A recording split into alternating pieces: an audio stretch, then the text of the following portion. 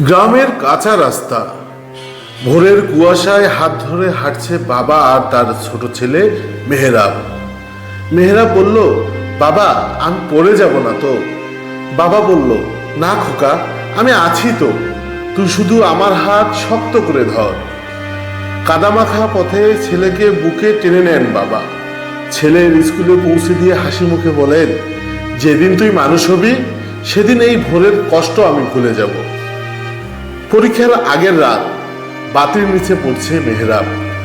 বাবা ক্লান্ত শরীর নিয়ে তার পাশে বসে বাতাস করছেন পাখা দিয়ে। মেহরাব বলল, বাবা তুমি তো সারাদিন কাজ করেছ, এত রাত জেগে থাকছো কেন?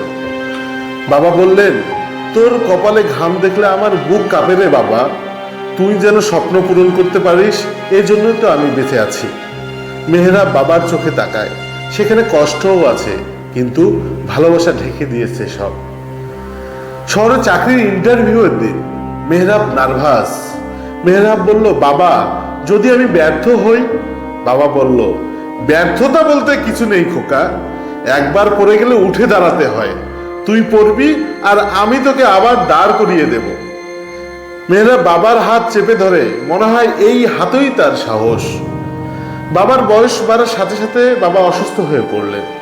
হাসপাতালের বিছানায় শুয়ে আছেন, অক্সিজেনের মাস্কে শ্বাস নিতে কষ্ট হচ্ছে।